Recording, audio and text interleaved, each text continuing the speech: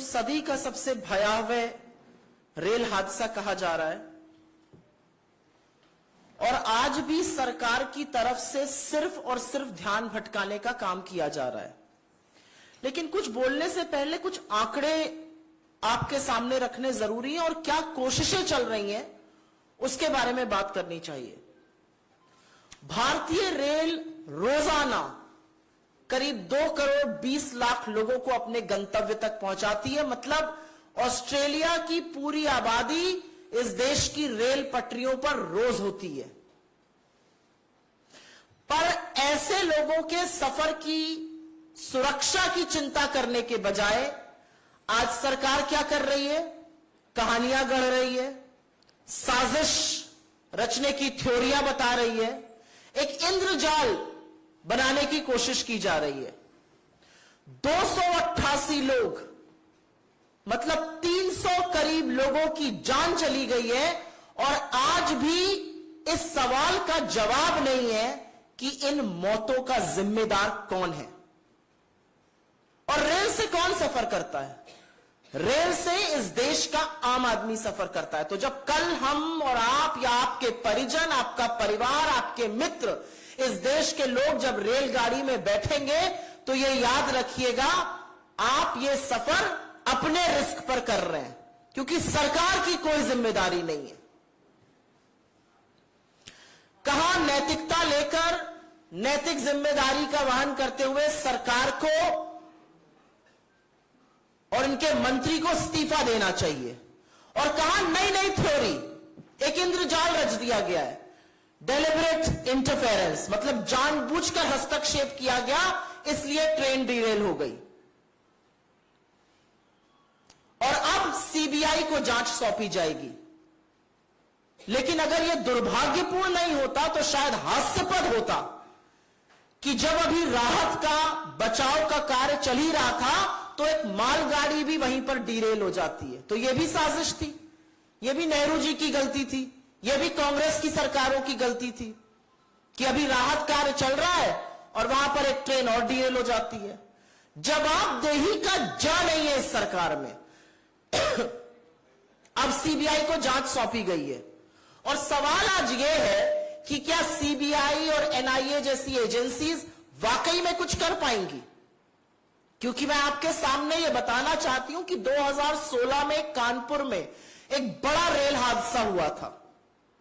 इसको भी आतंकी साजिश बचाया गया था।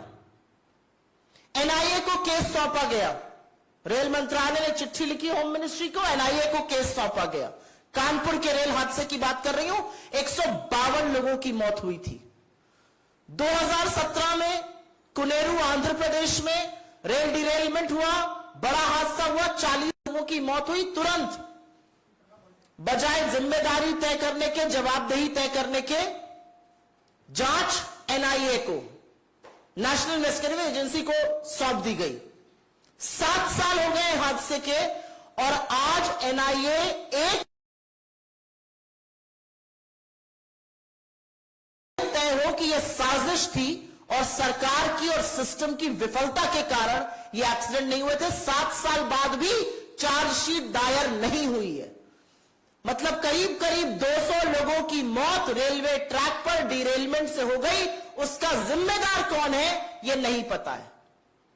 अपने ऊपर से ध्यान हट जाए, अपने ऊपर से ध्यान निकल जाए, कोई जवाबदेही ना हो, इसके लिए एनआईए को जांच सौंप दो। आज सीबीआई के साथ यह किया गया है। असलियत यह है कि सिस्टम की विफलता, सिग्नल सिस्टम की विफलता, इंटरलॉकिंग क्या दिक्कतें, जो ट्रैक का रखरखाव नहीं हो रहा, उसकी दिक्कतों के चलते यह हो रहा है। लेकिन सीबीआई और एनआईए जैसी उत्कृष्ट एजेंसीज जो एक्चुअली इंटरपोल की नोडल एजेंसीज यहां पर हैं, जिनका काम है बड़े बड़े अपराधों की तफ्तीश करना, उनको इसमें शामिल करके अपने ऊपर से ध्यान भटकाया जाता है। यह पूरी तरह से साफ है कि कमिश्नर ऑफ रेलवे सेफ्टी इसकी जांच कर सकता है, सीआरएस, उनके पास टेक्निकल एक्सपर्टीज है इसकी जांच करने के लिए। क्यों नहीं उनसे जांच कराई जा रही है? क्यों सीआरएस को सिर्फ अब 8 से 10% रेल हादसे के केसेस की जांच कराई जाती है? मेरे कुछ सवाल हैं। आप सीबीआई से नहीं, आप एनआईए से, किसी से भी जांच करा लीजिए। लेकिन क्या अब सीबीआई ढूंढेगी कि मरम्मत और नए ट्रैक के बजट को 2018-19 से घटाकर के बजट को घटाकर 2020 तक 7,400 करोड़ का क्यों कर दिया गया? क्या सीबीआई ये बताएगी कि इस बजट में 23% कटौती क्यों हुई? क्या सीबीआई ये ढूंढेगी कि जब रेलवे चिंतन शिविर हुआ तो हर जोन को सुरक्षा पर बोलना था, सबको चुप करके क्यों बैठा दिया गया और एक ही जोन को बोलने की इजाजत क्यों दी गई? और क्या सीबीआई ये ढूंढेगी कि उस चिंतन शिविर में सिर्फ वंदे भारत और कितना रेवेन्यू रेलवे से निकल सकता है पर चिंता क्यों हो रही थी, सुरक्षा की बात क्यों नहीं हो रही थी? क्या सीबीआई ये ढूंढेगी कि जो CAG controller and auditor general की लेटेस्ट रिपोर्ट है जो बताती है कि 2017 से 2021 के बीच में 10 में से करीब 7 हादसे पटरी से उतर जाने, डीरेलमेंट के कारण हुए, वो क्यों हुए? क्या सीबीआई ये ढूंढेगी कि ईस्ट कोस्ट रेलवे में सुरक्षा के लिए रेल और वेल्ड का परीक्षण क्यों नहीं हुआ इस दौरान? 10 में से 7 हादसे डीरेलमेंट की वजह से होते हैं और ईस्ट जोन जहां बालासोर में एक्सीडेंट हुआ वहां पर इसका परीक्षण तक नहीं किया जाता है 4 सालों में। क्या सीबीआई ये ढूंढेगी? क्या सीबीआई ये ढूंढेगी कि रेल राष्ट्रीय कोष का फंडिंग 79% क्यों घटा दी गई? क्या सीबीआई ये ढूंढेगी कि 20,000 करोड़ रुपए आवंटित करना था, वो पैसा क्यों नहीं आवंटित करा गया ट्रैक की मेंटेनेंस के लिए? ये सवाल आपसे पूछ रहे। क्या सीबीआई का ये काम है? क्या सीबीआई ये ढूंढेगी कि 3 लाख रिक्त पद क्यों है? क्या सीबीआई ये ढूंढेगी कि 8,000 पद जो पीएमओ और कैबिनेट कमेटी को भरे जाने थे वो क्यों नहीं भरे गए? क्या सीबीआई ये ढूंढेगी कि लोको चालक जो अत्यंत संवेदनशील और सुरक्षा से निहित काम करते हैं उनको 12-12 घंटे से ज्यादा की ड्यूटी क्यों कराई जा रही है? लोको चालकों की कमी क्यों है? आज सवाल यह है कि सीबीआई का काम क्या है, एनआईए का काम क्या है? 7 साल पहले आपने एनआईए को 2 जांचें दी थी, आज तक चार्जशीट नहीं दाखिल हो पाई। तो क्या उन परिजनों को पूछने का हक है कि यह सरकार की विफलताओं के कारण हुआ दोष कहीं और क्यों मढ़ा जा रहा है? और एक बात और है, ऐसी उत्कृष्ट एजेंसीज को जब आप इस तरह की जांच देते हैं जिनमें उनकी कोई टेक्निकल एक्सपर्टीज नहीं है तो आप कहीं ना कहीं उनके ऊपर भी एक सवालिया निशान लगवाने की कोशिश करते हैं। सबको लगता है एनआईए क्यों? एनआईए का काम है टेरर को इन्वेस्टिगेट करना। जो आपके ट्रैक के चलते हो रहा है, जो इंटरलॉकिंग की विफलता के चलते हो रहा है, जो सिस्टम फेलियर के चलते हो रहा है, जो मेंटेनेंस की दिक्कत से हो रहा है, उसके बारे में क्या होगा? और एक बात यह सच है कि लोकतंत्र में चुनी हुई सरकार आज लगातार जवाबदेही से भाग रही है। और एक यह भी सच है, दुख के साथ कहना पड़ता है, कि जब मंत्री या प्रधानमंत्री वहां जाते हैं तो ऐसा स्वांग रचा जाता है जैसे भगवान अवतरित हो गए हो।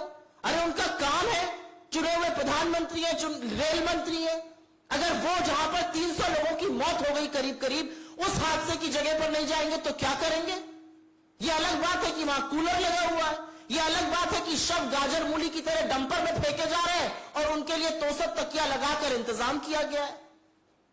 यह अलग बात है कि रेल मंत्री के फोन पर 7 बजे शाम दिख रहा है, हमारे मीडिया के कुछ साथी उसको 11:30 बजे उनको जमीन पर तैनात दिखा रहे हैं।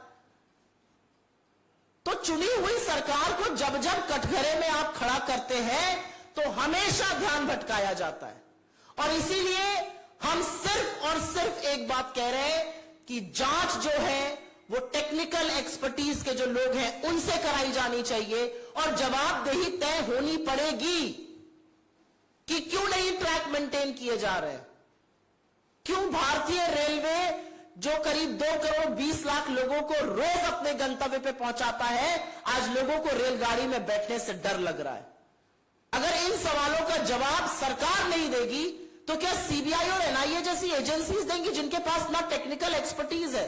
और एक ये सच है कि ये पूरी साजिश का जो माया जाल है वो सिर्फ इसलिए रचा जा रहा है कि लोगों के मन में डर भर जाए और सरकार की कोई जवाबदेही ना हो। नैतिकता तो यह कहती है कि 3 घंटे के अंदर रेल मंत्री को अपने पद से इस्तीफा दे देना चाहिए था, लेकिन हो क्या रहा है? एक नया स्वांग रचा जा रहा है। और इसीलिए कहीं ना कहीं यह प्रतीत होता है कि यहां पर भी तथ्यों से मुंह मोड़ा जा रहा है, यहां पर भी बचा जा रहा है और यहां पर भी सरकार जवाबदेही अपनी तय करने पर, ना तय करने पर मन बना चुकी है।